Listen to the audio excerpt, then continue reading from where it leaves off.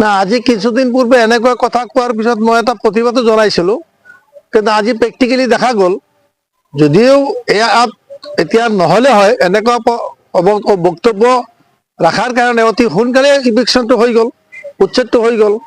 আৰু এইকাৰণে ৰাতুল কলিতাক এতিয়া প্ৰশ্নদেহী কৰিব লাগে পাৰ্টিৰ ফালৰ পৰাও, সিহঁতৰ পাৰ্টিৰ ফালৰ পৰা এনেকুৱা বক্তব্য দিয়াৰ অধিকাৰ তেওঁ ক'ত পালে। আৰু আমাৰ চামাগুৰি সমষ্টিৰ মানুহ এই সম্পৰ্কে অলপ সজাগ সাৱধান ঐক্যবদ্ধ হোৱা উচিত আৰু ৰাতুল কলিতাৰ বিৰুদ্ধে এটা আৱাজ উঠোৱা উচিত। আৰু ৰকিবুল হুছেইনৰ সন্মুখত এনেকুৱা বক্তব্য ৰখাৰ পিছত অন্তত ৰকিবুল চাহাবে এটা বাধা দিব লাগিছিল যে এনেকুৱা বক্তব্য ৰখা উচিত হোৱা নাই, মিটিঙৰ শেষত হলেও ক'ব লাগিছিল। কিন্তু আজি এতিয়া যে এনেকুৱা অমানৱিক অত্যাচাৰ আৰু উচ্ছেদ হ'ল, এই সম্পৰ্কে ৰাইজৰ আদালতত মই এটা বিচাৰ দিলো, এই বিচাৰটো ৰাইজে কৰিব। আৰু ৰকিবুলক যে ভয় নকৰে এই কথাটো কিয় ক'ব লাগে? ধুবুৰীৰ উচ্ছেদ হোৱাৰ পিছত, গোৱালপাৰাত উচ্ছেদ হোৱাৰ পিছত আকৌ এইজন স্পোক্সমেন ৰাতুল কলিতাই কিয় এনেকুৱা বক্তব্য ৰাখিব লাগে? ৰকিবুলক যদি ভয়ে কৰিলে হয় তেনেহ'লেতো আৰু ধুবুৰী সংসদীয় সমষ্টি এলেকাত গোৱালপাৰাত এনেকুৱা উচ্ছেদ নহলে হয়। গতিকে উচ্ছেদটো আমাৰ এনেকুৱা হ'ব ধৰিছে যে এতিয়া চামাগুৰি সমষ্টিৰ প্ৰত্যেকটো এলেকাতেই য'তে য'তে মানে নোটিচ দিছে উচ্ছেদ হ'বই, আৰু উচ্ছেদ আৰু এতিয়া ভালদৰে হ'ব। এই সম্পৰ্কে কংগ্ৰেছৰ ৰাতুল কলিতাই এটা বিহিত ব্যৱস্থা কৰা উচিত যাতে উচ্ছেদ নহয়।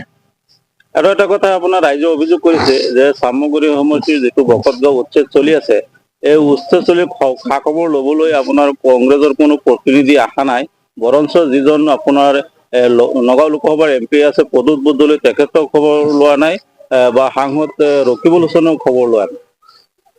মানে উচ্ছেদ হোৱাৰ পিছত আজিলৈকে প্ৰথমটো আপোনাৰ যিটো উচ্ছেদৰ নোটিচ আহিছিল, এতিয়া মই সেইটো এলেকাত গৈ থিয় হৈছিলো, ডিচিক ৰিকুৱেষ্ট কৰাৰ পিছত বহুত দিন গ'ল, কিন্তু কোনটো উচ্ছেদ এলেকাত আজি আমাৰ যিজন MP প্ৰদ্যুৎ বৰদলৈ বা আমাৰ ধুবুৰীৰ MP ৰকিবুল হুছেইন, তেওঁতো 25 বছৰ প্ৰায় 30 বছৰমান MLA আছিল, তেখেতো 15 বছৰমান মন্ত্ৰী আছিল এই চামাগুৰি সমষ্টিৰ পৰা।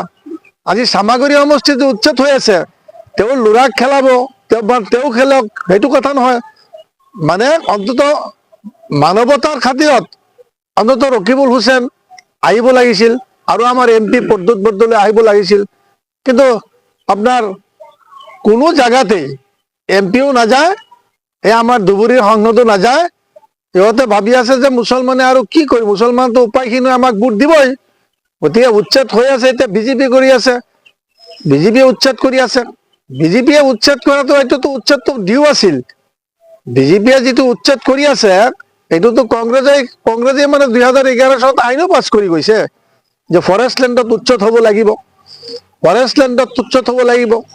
গতিকে ৰকিবুল হুছেইনৰ এইবিলাক মানুহতো ৰকিবুল হুছেইনৰ নহয়, এইবিলাক সব মিয়া মানুহ উচ্ছেদ হৈ আছে। অসমত যিমান উচ্ছেদ হৈ আছে সব মিয়া মানুহ হৈ আছে, এইটো কোনে নাজানে। আৰু মিয়া মানুহৰ উচ্ছেদ হলে ৰকিবুল হুছেইনৰ কি হ'ল? ৰকিবুল হুছেইনক ক'ব লগা একো নাই। আমাৰ প্ৰদ্যুৎ বৰদলৈ কি হ'ল?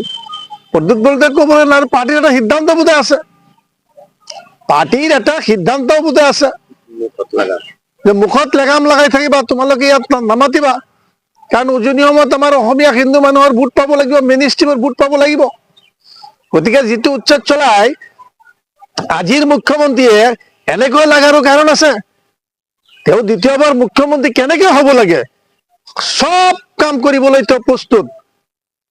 দ্বিতীয়বাৰ অসমৰ মুখ্যমন্ত্ৰী হ'বলগীয়া যি পৰিস্থিতি আছে সব পৰিস্থিতিয়ে মোকাবিলা কৰিব। আৰু তেখেত চেলেঞ্জ কৰি লৈছে নহয়, মিয়া মানুহক আৰু মই 10 বছৰ ধবাই ৰাখিম, মিয়া মানুহৰ ওপৰত যি কৰিব লাগে কৰিব। তাৰ মানে কি, ইয়াত 30% মুছলমান, 34% মুছলমানৰ ওপৰত অত্যাচাৰ কৰিলে বাকী মেজৰিটি হিন্দুবিলাক খুচ হ'ব, আনন্দিত হ'ব, আৰু তেখেত আকৌ মুখ্যমন্ত্ৰী হ'ব। তেখেতৰ হ'ল এইটো ধান্দা। আৰু গতিকে আমাৰ সমস্যা কোনেও সমাধান কৰাৰ মেণ্টেলিটি নাই। কিন্তু এতিয়া অসমৰ মুখ্যমন্ত্ৰীয়ে লাগি গৈছে কি যে যিমান আমাৰ চৰকাৰী লেণ্ডতে হওক বা আমাৰ ফৰেষ্ট লেণ্ডতে হওক এই মানুহবিলাকক তেওঁ উচ্ছেদ এনেকৈ কৰি আছে। প্ৰথম সময় দিয়া, তাৰপিছত আৰু সময় নাই, বুলডোজাৰ চলোৱা। এতিয়া অসমৰ মুখ্যমন্ত্ৰীক বুলডোজাৰৰ মুখ্যমন্ত্ৰী ক'ব লাগিব। আৰু এইটো মিয়াসকলক আৰু এটা জায়গাত হিন্দু থাকে মুছলমানো থাকে, কিন্তু হিন্দুক উচ্ছেদ নকৰে, মুছলমানক উচ্ছেদ কৰে।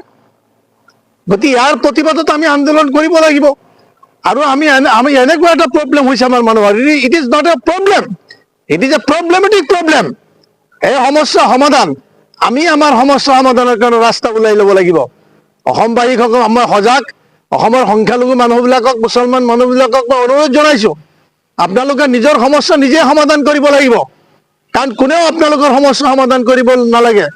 আল্লাহে কৈছে ইন্নাল্লাহ লা ইউগাইয়িৰু মা বিকৌমিন হাত্তা ইউগাইয়িৰু মা বিআনফুসিহিম।